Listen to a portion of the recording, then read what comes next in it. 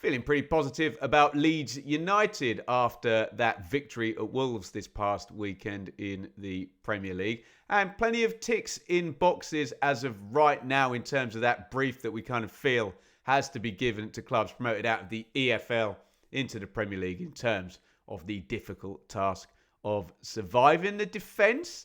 Other than that, Arsenal game seems to be zeros and ones, and this idea that you have to be hard to beat to even get anywhere near is something we can probably put to Leeds in the first 5 games, of course, other than Arsenal away. They're above the 1 point per game mark, already 2 wins on the board, show plenty of resilience as well to come from behind at Wolves, and that was a victory against what we consider might be a key rival for Leeds and the promoted teams this season. And we always talk about recruitment. Have they unearthed a complete star in midfield in Anton Stack? We talked about this, as we do each and every week, on the 3 at the Back podcast with Conor McGilligan and Matt SB. We're going to run a clip about Leeds' win at Wolves and how things are kind of stacking up right now for the Ellen Road Club. And I'll link the whole video, which is over on Conor's channel, at the end. And it's Leeds United. This is where I need to put Ben just in the centre screen. Do you want to start this week, Ben? Ben or Matt on Leeds United? Should we go on, Ben? Well, it always just starts with me asking Conor a question. Yeah, it does. It? Yeah. But what a win. Matt had bigged it up as your classic Matt SB must win. And Matt SB does hold the record for having a must win game in July at some points as well. But we're having one in September, aren't we? I've got one every week. And they went behind. And I think the 2 things I want to talk about, A, were the quality of the goals. The first 2 goals, and B, just Stack and the impetus that you can have. We talked about can you build a star? I suppose Ipswich did it with Delap, but didn't sign a very good deal in terms of the back end on that. But Conor, you've already bigged him up, and if the worst thing that happens or the best thing that happens this season is you have a player who's top 6 class, and you can start building around that, or build around that on the pitch, or build around that on the balance sheet, either way. But great resilience, went behind. What a header by Calvert-Lewin as well, because that cross took a deflection. And can I invoke Joe Jordan there? Conor, are you going to allow that? That was an insanely good goal, wasn't it? And sorry, one more point. There's something that's quite brilliant in football, is where a home side collapses, and just that noise when the 3rd goal goes in, all the Wolves fans are like, you are bloody kidding me. It almost looked like behind the goal they're all doing like the same motion of like Trying almost like throwing like the season tickets at the goalkeeper at Jose Sarr. It's like, nah. Oh my God. I know it's not nice when you're in it, but that emotion and that, from a turnaround of being 1-0 up and then, sort of 37 minutes later.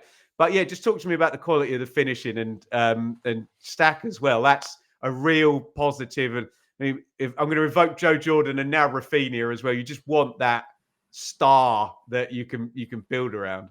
Yeah, it was really good. I'm going to do the Benjamin Bloom here, where you don't give too much credit to Ipswich. I'm not going to give too much credit to Leeds. I think it's a good goal. It's a varied 3 goals, really, isn't it? Every single goal is different. I don't think, you two being championship aficionados like you are, I can't really remember the last time Leeds United put the ball into the box for someone to head the ball into the back of the net.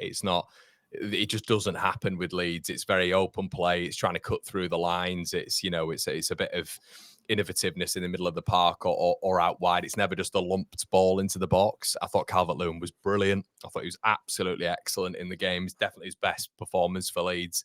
Okafor, I don't mind him. I'm not sort of there with him yet, but I like what I'm seeing. I do like what I'm seeing. I guess the only issue is maybe Jayden Bogle going down at the end of the game and how important he is for Leeds United. But Anton Stack, I mean, he's been a terrific signing. Really good bit of business for Leeds. And I don't think you're going to see a better struck free kick this season. But I guess, do we throw into the mix Wolverhampton Wanderers maybe just been appallingly bad as well. Leeds getting the result, credit needing to go to Leeds. 3 goals as well, which before, that game week we hadn't scored one in open play.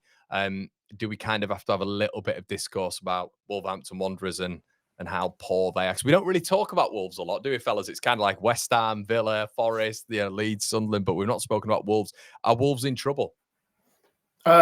Yes, I think so. I think they are. I think this is a really terrible result, and it's the way they've lost as well. It's really bad game management because of the timings of the goals.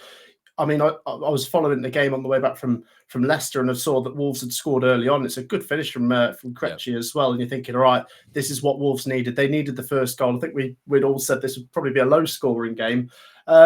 And then, the equaliser comes not long later. I love that header, by the way. He makes it replay from the static cam behind the goal. He could not have put that any better in the corner. It was a brilliant goal, wasn't it? Yeah, exactly. That's the only place that would have gone in. He made it look easy, didn't it? Because it almost went in slow motion, but it's the way he's had to adjust. Well, it did on the replay, Matt.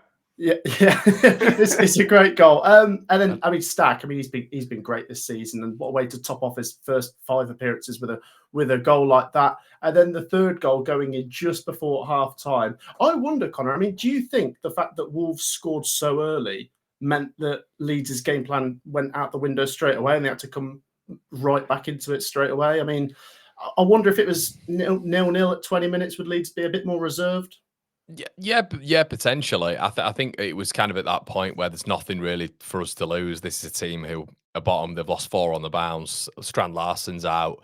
I guess with Wolves, what I didn't quite understand was their approach. I know Vitor Pereira had a really good end to the season, but all they were doing in that second half was just literally lumping the balls into the box. It was very championshipy. It was deep lying crosses. They brought Hugo Bueno on as Strand Larsen, and there was no play through the middle. It wasn't like they were trying to conjure some, and they had, available. They had John Arias, they had Fer Lopez, players through the middle, Krejci, who could do things, in the middle of the park, even sort of Gomez and Andre, but they really struggled to conjure stuff, and they were playing into Leeds' hands, Matt. It was those long balls in, and it was food and drink really for Rodon and Strauch. So, yeah.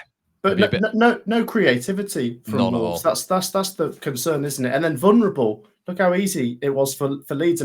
Leeds definitely smelt blood. That's why they kept going forwards to get the third. And you could tell that Wolves were an injured animal, if you'd pardon the pun. And once the third went in, I think that was it. Wolves just didn't look like scoring 3. We give some credit to Leeds for that second half, 31% possession, but they only gave up 0.73 XG to keep the clean sheet there. So that's encouraging. Although, I do accept your caveats that it is against the sort of struggling side, isn't it? Yeah, I guess the only reason I wanted to mention that was because I probably don't even see Burnley, who we've got coming up. I don't see Burnley giving us that much room and being that sloppy in possession. And we're certainly not going to get that from Bournemouth and Spurs, our next 2. But good win on the board for Leeds United. And I guess that's where we do caveat to Burnley. But I guess just as a general point, fellas, isn't it refreshing? I think we all thought that this was maybe going to be it for the promoted sides. The Premier League were going to turn it in at the end of the season and put some sort of initiative in place, which was going to maybe bolster the finances or reduce the finances, however they were going to do it to make it maybe a little bit more of a level playing field. But it does feel like, I think now Leeds are 5 points off. I don't know what Sunderland will be, so they're a point ahead. So I think it'll be off Sunderland of 4 points off Southampton's entire tally last season.